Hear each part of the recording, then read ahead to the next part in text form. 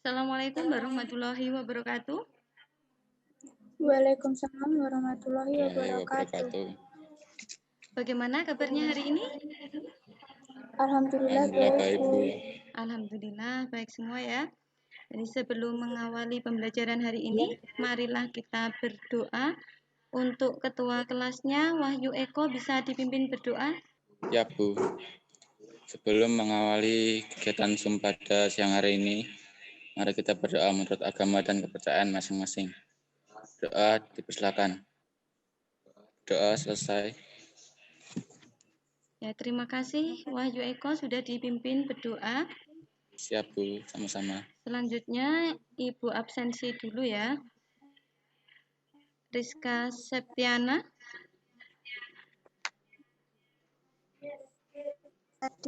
Baik anak-anakku semuanya, walaupun kita pembelajarannya daring, Ibu harap kalian tetap semangat ya dalam mengikuti pembelajaran dan jadilah pribadi yang berintegritas, bertanggung jawab, dan setidaknya kalian mempunyai sikap jujur dan apa yang kalian cita-citakan nanti dapat tercapai. Nah, Ibu akan mengulas materi yang sebelumnya. Kita sudah belajar materi apa kemarin? Ada yang masih ingat kemarin kita belajar materi apa? Laporan dan perubahan ekuitas. Iya, laporan laba rugi dan laporan perubahan ekuitas. Ya. Masih ingat pengertian laporan laba rugi? Menunjukkan pendapat dan beban pada akhir periode akuntansi. Untuk penilaiannya kita nanti ada 3, yaitu ada penilaian sikap, yang kedua ada penilaian pengetahuan, dan yang ketiga ada penilaian keterampilan. Ibu sudah membuatkan kelompok untuk kalian diskusi di akhir pembelajaran, 1 atau lebih 2 anak untuk menyimpulkan dari materi yang sudah kita bahas hari ini. Ibu akan menjelaskan tentang laporan keuangan. Tujuan pembelajaran hari ini yaitu yang pertama kita menganalisis akun-akun yang terkait dalam laporan keuangan perusahaan jasa. Yang terakhir kalian bisa melakukan penyusunan laporan keuangan perusahaan jasa. Untuk laporan keuangan karakteristiknya itu yang pertama dapat dipahami, yang kedua relevan, yang ketiga keandalan, dan keempat dapat dibandingkan. Laporan keuangan di sini adalah catatan yang memberikan informasi keuangan suatu perusahaan yang telah menjalani kegiatan usahanya selama 1 periode. Laporan posisi keuangan adalah suatu daftar yang disusun secara sistematis untuk menyajikan keadaan atau posisi keuangan. Bentuk laporan posisi keuangan ini ada 2, yaitu bentuk skontro dan bentuk level atau vertikal. Bentuk skontro bisa dilihat itu ya, ada kopnya bengkel XYZ ya di sini. Nah, ini untuk aktivanya ada aktiva atau asetnya. Kalau sudah dimasukkan semua ada total utang dan ditambah dengan total ekuitas. Nah, ini jumlahnya ini harus sama antara dengan jumlah total aktivanya. Bentuk vertikal atau stafel. Ini ada aktiva lancarnya sama sini kas, tapi untuk yang vertikal atau stafel ini ke bawah. Selanjutnya, pengertian arus kas yaitu informasi arus kas suatu perusahaan yang berguna bagi para pemakai laporan keuangan. Hal-hal yang perlu diperhatikan dalam penyusunan laporan arus kas. Tentukan kenaikan atau penurunan saldo masing-masing akun pada neraca yang berasal dari selisih neraca awal dan neraca tahun berjalan dalam membuat tabel neraca perbandingan.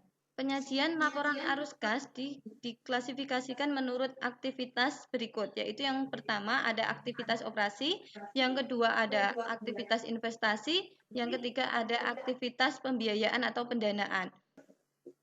Untuk arus kas ini ada 2 metodenya, ada metode langsung dan metode tidak langsung.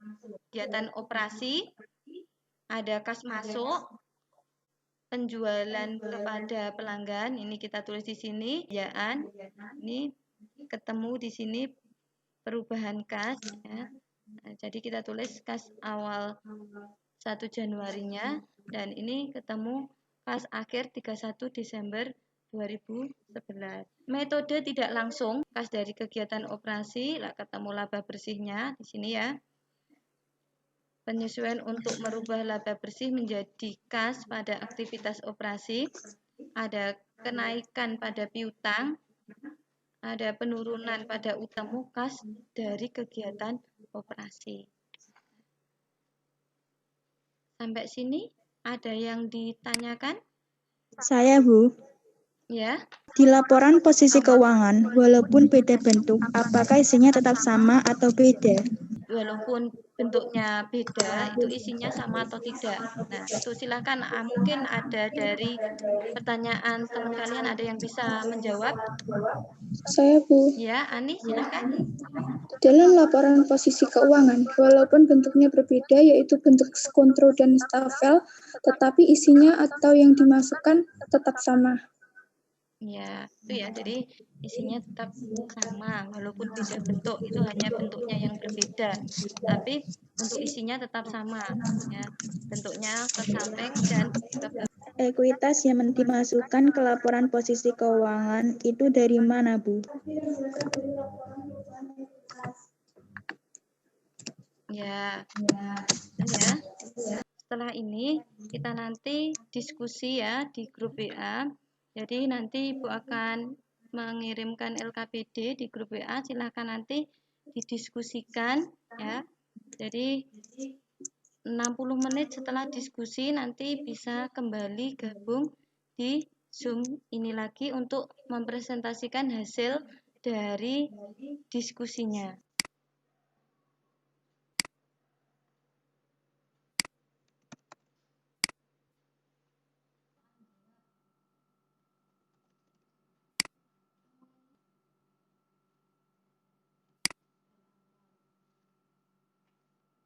Assalamualaikum warahmatullahi wabarakatuh. Waalaikumsalam warahmatullahi wabarakatuh. Alhamdulillah ya, kita sudah gabung di Zoom ini lagi untuk mempresentasikan hasilnya yang sudah kita diskusi di grup WA ya. Silahkan dari kelompoknya siapa dulu yang mau presentasi?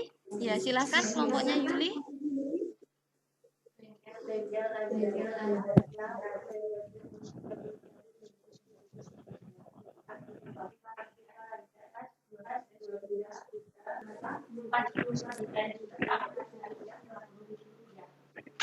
Total utang 80.250.000 rupiah, total kas buka 49.450.000. Ya, totalnya ya. Jadi totalnya ketemu untuk miliknya kelompoknya Yuli 49.450.000 rupiah. Itu ya. Untuk kelompok yang lain bagaimana? Totalnya sama atau ada yang berbeda? Sama, Bu. Oh ya, alhamdulillah sama semua ya. Jadi sudah pinter-pinter, sudah bisa semua ya untuk pembelajaran laporan keuangan ini ya. Ya, dari kelompoknya Yuli, kelompoknya Anis Windawati, dan kelompoknya Siska Ica, ya semuanya sudah bagus-bagus. Tapi di sini saya lihat di grup WA tadi untuk kelompok yang paling aktif, yang paling ya bagus itu kelompoknya Yulistewati. Ya, tepuk tangan untuk kelompoknya Yulistewati ya. Silahkan dari salah satu kalian untuk menyimpulkan dari pembelajaran kita hari ini. Saya, Bu. Ya, Uswatun Hasanah, silahkan kesimpulannya. Kesimpulan, laporan posisi keuangan adalah suatu daftar yang disusun secara sistematis untuk menyajikan keadaan atau posisi keuangan pada suatu saat tertentu. Bentuk laporan posisi keuangan ada dua, yaitu bentuk subkontro dan stafel. Laporan arus kas adalah informasi arus kas suatu perusahaan yang berguna bagi para pemakai laporan keuangan. Laporan posisi keuangan itu adalah suatu daftar yang disusun secara sistematis yang mencerminkan keadaan tertentu. Nah, itu ya. Tak terasa waktunya kita sudah habis. Sebelum sebelum mengakhiri pembelajaran, silakan salah satu dipimpin berdoa. Di kegiatan pada hari ini, marilah kita berdoa menurut agama dan kepercayaan kita masing-masing. Berdoa mulai. Doa selesai. Terima kasih Ani ya sudah dipimpin berdoa. Nah, Ibu akhiri, kalau ada kurang lebihnya Ibu minta maaf. Wabillahi taufik walhidayah walinayah. Assalamualaikum warahmatullahi wabarakatuh.